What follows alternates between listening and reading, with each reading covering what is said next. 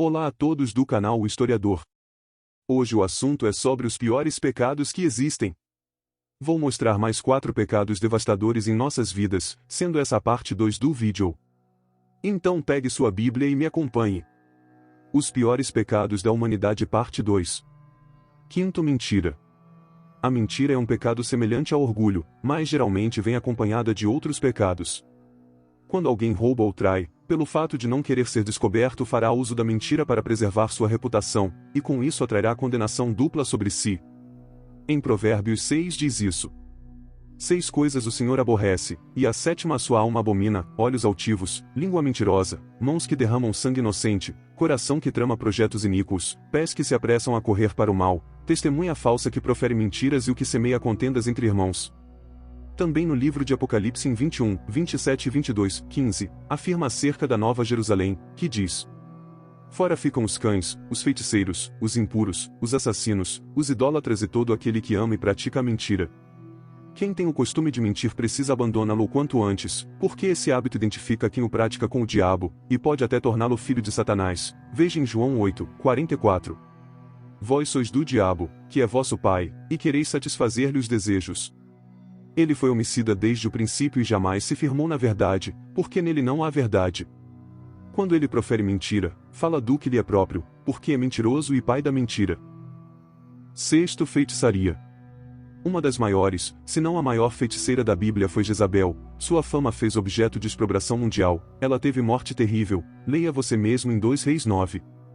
Deus mandou Moisés advertir ao povo de forma clara em Deuteronômio 18, 10, 12. Não se achará entre ti quem faça passar pelo fogo seu filho ou a sua filha, nem adivinhador, nem prognosticador, nem agoureiro, nem feiticeiro, nem encantador, nem necromante, nem mágico, nem quem consulte os mortos, pois todo aquele que faz tal coisa é abominação ao Senhor. As formas de feitiçaria mais comuns hoje em dia são réplicas do que era praticado pelos pagãos mencionados no Antigo Testamento, mas o mais pernicioso tipo de feitiçaria que existe atualmente é a que se disfarça de cristã. Por exemplo, que a doutrina espírita se baseia na premissa da necromancia, ou seja, consulta aos mortos. Ato que, como vimos acima, é abominação na Bíblia. Mas nem por isso deixam de demonstrar a aparência de fé cristã. Esse mal dissimulado assim, é muito mais sutil e devastador. Existem também religiões evangélicas que usam a Bíblia, mas estão ligadas em dogmas da feitiçaria, como por exemplo a crença na imortalidade da alma. Sétimo, traição.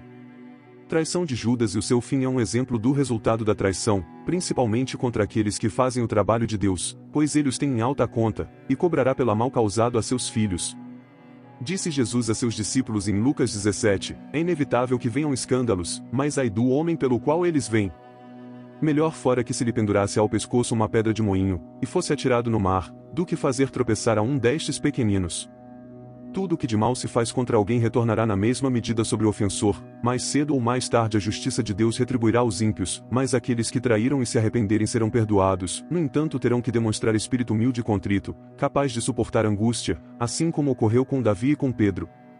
Deus é misericordioso. Judas pereceu porque recusou a oferta de perdão oferecida por Cristo, Pedro também traiu a Cristo, mas chorou amargamente por isso e Deus o perdoou, tendo sido aperfeiçoado pela provação, tornou-se um grande líder na igreja primitiva. Em Mateus 24, 10, 13 diz o seguinte: nesse tempo, muitos hão de se escandalizar, trair e odiar uns aos outros, levantar-se-ão muitos falsos profetas e enganarão a muitos. E, por se multiplicar a iniquidade, o amor se esfriará de quase todos.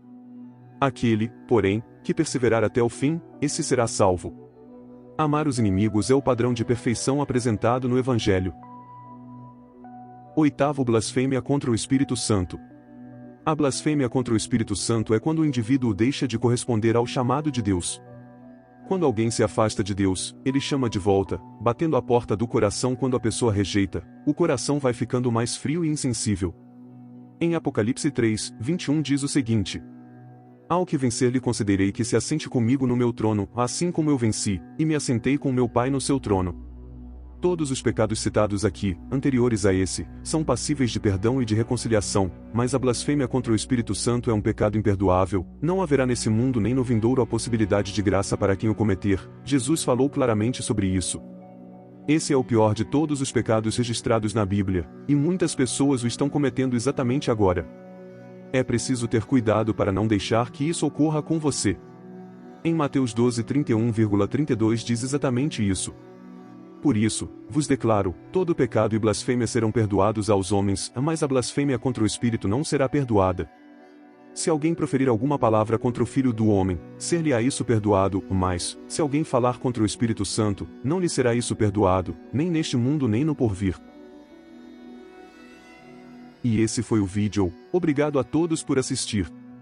Eu sou o historiador e peço que se inscrevam no canal para fortalecer nossa comunidade.